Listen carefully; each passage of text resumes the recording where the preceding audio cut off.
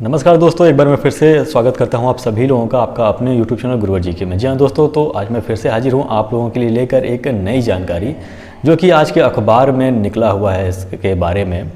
और कई सारे संशय बने हुए थे इस पेपर के संदर्भ में, बहुत सारे लड़के परेशान भी थे और ऐसे अभ्यर्थी जो डी फार्मा का कोर्स कंप्लीट कर चुके थे, तो एक नया प्रकार का रेगुलेशन बनाया गया था डिप्लोमा इन फार्मेसी वाले अभ्यर्थियों के लिए कि ऐसे अभ्यर्थी जो इसका एग्ज़ाम देकर पास हो जा रहे हैं, तो फिर इनका रजिस्ट्रेशन कराने के लिए एक एग्ज़ाम देना होगा और एग्ज़ाम देने के बाद ही उन्हें वह सर्टिफिकेट उनको प्राप्त हो पाएगा, यानी कि डी फार्मा का सर्टिफिकेट उन्हें मिल पाएगा। तो इस प्रकार का बदलाव किया गया था इस बार, मतलब 2021 और 22 वाले अभ्यर्थी जो पास होकर निकल रहे हैं इस बार, उनके लिए यह पेपर कराया जाना था। इसके पहले ये रेगुलेशन नहीं था, तो बहुत सारे लड़के परेशान थे। तो इसके संदर्भ में आज पेपर में एक खबर निकल के आई है सामने, तो जिसे हमें देख लेते हैं कि क्या यह निकला हुआ है। इसमें बताया गया है कि डिप्लोमा इन फार्मेसी यानी कि डी फार्मा की पढ़ाई पूरा कर चुके छात्रों के रजिस्ट्रेशन से पूर्व एग्ज़िट एग्ज़ाम में 3 पेपर की बजाय सिर्फ 1 पेपर देना होगा। जी हाँ दोस्तों,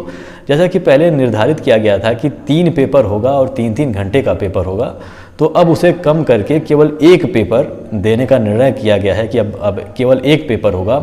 फार्मेसी काउंसिल ऑफ इंडिया की ओर से diploma in pharmacy exit examination regulation 2022 की धारा 6 में बदलाव करने का प्रस्ताव राज्य को भेजा है। यूपी में हर साल 2 लाख विद्यार्थी डी फार्मा की पढ़ाई पूरी कर बाहर निकलते हैं। रजिस्ट्रेशन कराने से पहले उन्हें यह एग्ज़िट एग्ज़ाम देना होता है। स्टेट फार्मेसी काउंसिल के पूर्व चेयरमैन सुनील यादव के मुताबिक अभी नवंबर 2022 में होने जा रहे एग्ज़िट एग्ज़ाम में 3-3 घंटे के 3 पेपर विद्यार्थियों को देने थे। जी हाँ दोस्तों, जैसा कि सुनिश्चित किया गया था कि नवंबर में आप लोगों का ये जो एग्ज़िट एग्जामिनेशन होगा डी फार्मा के लिए, ये सुनिश्चित किया गया था। तो इसमें यह कहा गया था कि उसमें 3 पेपर होंगे और 3-3 घंटे का एग्ज़ाम होगा। तो इस हिसाब से देखा जाए कि एक दिन में 9 घंटे पेपर आपको देना पड़ता, या तो फिर 2 या 3 दिन में इस पेपर को कराया जाता। तो ऐसे अभ्यर्थी जो बहुत दूर जाके पेपर दे रहे हैं, ऐसे विद्यार्थियों को काफ़ी दिक्कत होती।